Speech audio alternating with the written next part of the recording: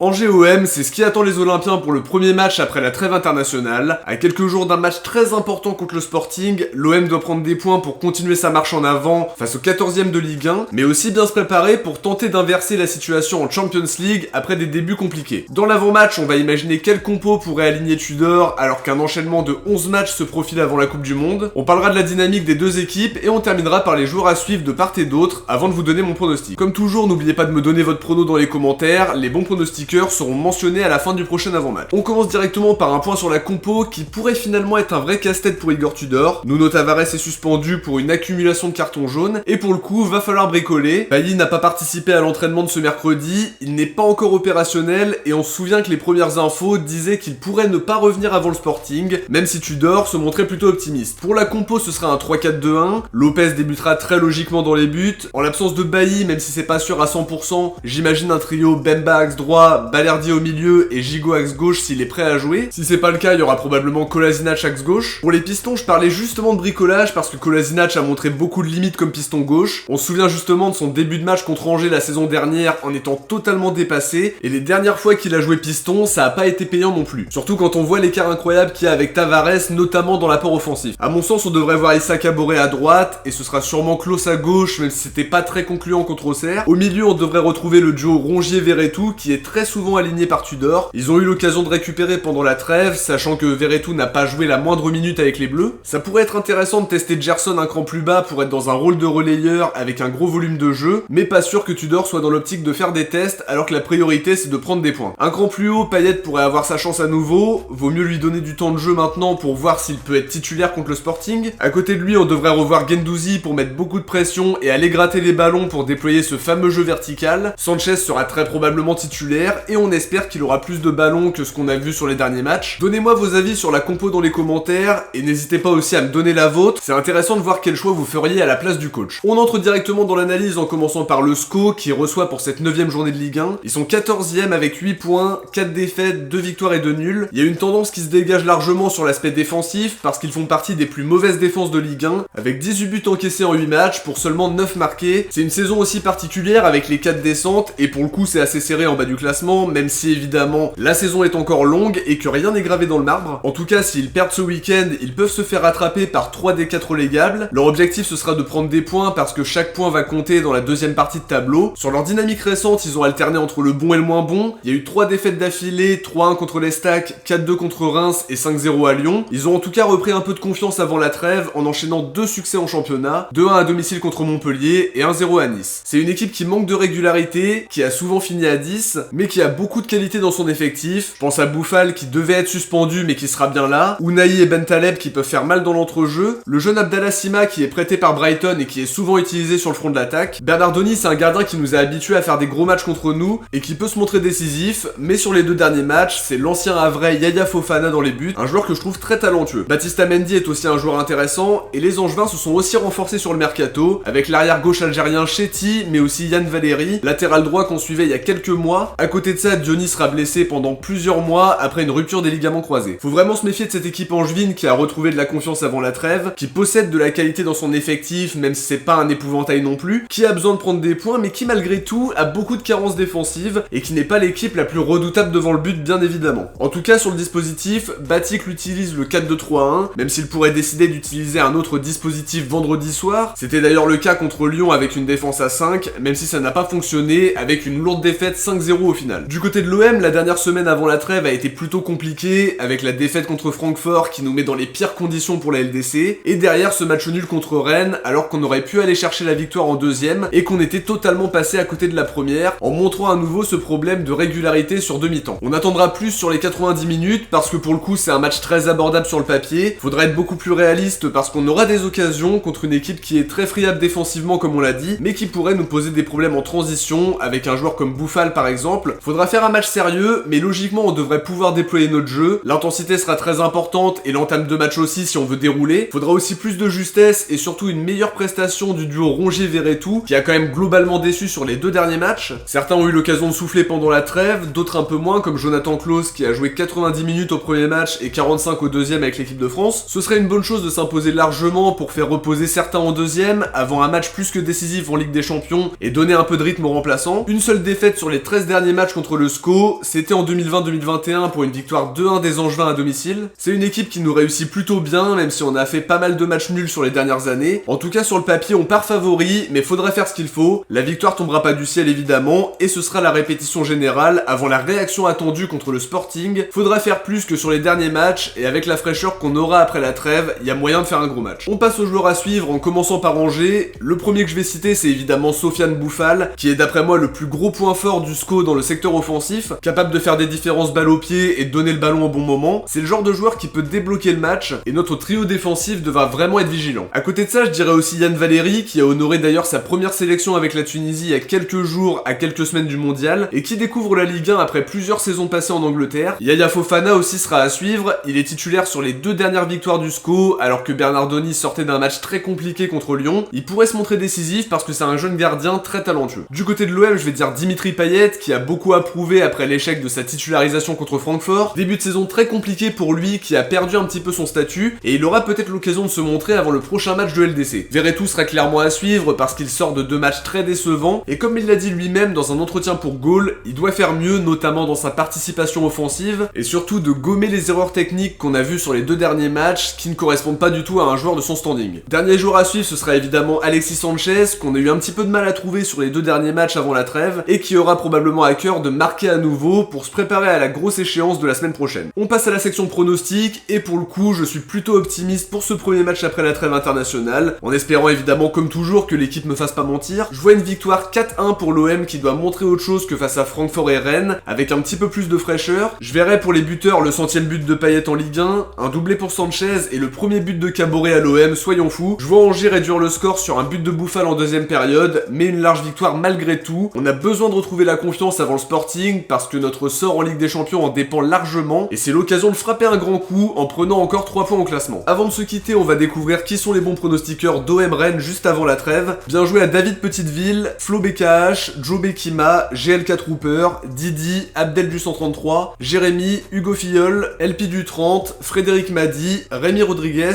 MC Kaofé, LSRB, Mathias et Tidakini qui ont trouvé le bon pronostic. N'oubliez pas de me donner votre pronostic pour Angers OM dans les commentaires. On découvrira les visionnaires dans l'avant-match d'OM Sporting en début de semaine prochaine pour un match qui s'annonce vraiment décisif. De notre côté, on arrive à la fin de cette analyse d'avant-match. J'espère que ça vous a plu. Comme d'habitude, n'hésitez pas à réagir dans les commentaires, à me dire ce que vous attendez de ce nouveau match de championnat. Si ça vous a plu, n'oubliez pas le petit pouce bleu, c'est très important pour soutenir la chaîne dans son référencement, et de vous abonner pour suivre l'actualité de l'OM à 100% sur la chaîne. On se retrouve très vite pour analyser Angers OM en espérant une victoire convaincante avant la LDC. Pour patienter d'ici là, n'oubliez pas que la vidéo sur le Mercato OM après 6 ans sous McCourt est disponible, ainsi que le dernier épisode d'Actu OM et le bilan des prêtés. N'hésitez pas à aller les visionner, je vous mettrai les liens en commentaire épinglé et en écran de fin de vidéo pour ceux qui ne les ont pas encore vus. À vendredi, ciao, portez-vous bien et surtout allez l'OM.